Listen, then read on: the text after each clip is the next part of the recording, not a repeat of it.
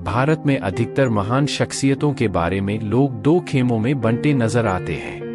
एक वर्ग उनकी अच्छाइयों को गिनाता है तो दूसरा उन पर अंगुली उठाता है। डॉक्टर भीमराव आम्बेडकर भी इससे अछूते नहीं रहे।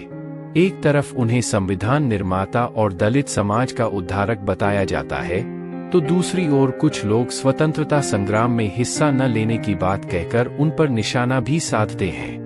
आम्बेडकर के आलोचक दावा करते हैं कि वह अंग्रेजों के साथ थे और उन्हीं के मुताबिक काम करने की वकालत करते रहे। ऐसे में सवाल उठता है कि आखिर आम्बेडकर का असल मकसद क्या था? दरअसल आम्बेडकर का मकसद वही था जो स्थापना के वक्त कांग्रेस का था। 1880 से 1900 के दौर में कांग्रेस जैसे तमाम संगठन थे जो अपने समुदाय के लिए अधिकारों की मांग करते थे, जैसे कि सती प्रथा और बाल विवाह का अंत करवाना। फिर मराठा रेजिमेंट, जाट रेजिमेंट और महार रेजिमेंट बनाने की मांग उठी। सिविल सर्विसेज में कैंडिडेट्स की उम्र बढ़ाने के लिए भी विरोध प्रदर्शन होने लगे ताकि ब्रिटिश हुकूमत में हिंदुस्तानियों को ज्यादा प्रतिनिधित्व मिले। ये मांगे बढ़ते बढ़ते 1929 में पूर्ण स्वराज और 1942 में भारत छोड़ो आंदोलन तक पहुंची। इस ऐतिहासिक क्रम पर नजर डालें तो पता चलता है कि आम्बेडकर की मांग भी ऐसी ही थी। वह पहले अपने समुदाय की भलाई चाहते थे। उनका मानना था कि अगर किसी शख्स को समाज में सिर उठाकर चलने की आजादी नहीं तो उसके लिए देश की आजादी के कोई मायने नहीं।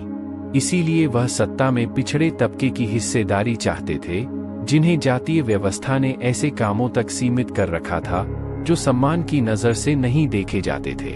डॉक्टर आम्बेडकर दलितों की दुर्दशा के लिए हिंदू धर्म की ऊंच नीच वाली व्यवस्था को जिम्मेदार मानते थे। उन्होंने वर्ण व्यवस्था की पैरोकारी करने वाली किताब मनुस्मृति की प्रतियां भी जलाईं। उनका कहना था कि हिंदू धर्म मनुस्मृति के हिसाब से चलता है, जिसमें ऊंच नीच कूट कूट कर भरा है। The philosophy of Hinduism, the philosophy of में आम्बेडकर ने लिखा है, मनु ने 4 वर्ण की वकालत की। फिर चारों वर्णों को अलग अलग रखने के लिए जाति व्यवस्था की नींव पड़ी।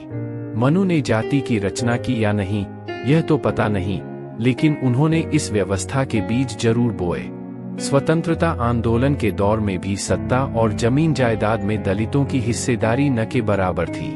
डॉक्टर अंबेडकर ने अपनी किताबों और लेखों में अनगिनत बार दलितों के उत्पीड़न, उनके जातीय तिरस्कार वाली खबरों का हवाला दिया।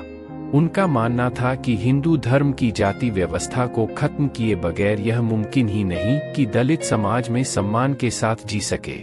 यही वजह थी कि वह सत्ता में दलितों की हिस्सेदारी चाहते थे ताकि उनके खिलाफ हो रहे अत्याचारों को रोका जा सके। आम्बेडकर दलितों की दशा सुधारने वाली मांगों पर ही अड़े रहे, वहीं कांग्रेस लगातार अपनी मांगों और आंदोलन का दायरा बढ़ाती रही।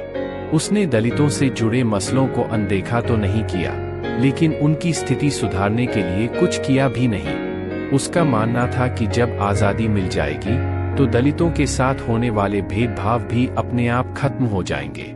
वहीं आम्बेडकर का कहना था कि छुआछूत अंग्रेजों की देन नहीं है, जो उनके जाने के बाद खत्म हो जाएगी। दलितों के साथ यह भेदभाव तो धार्मिक आधार पर सदियों से हो रहा है।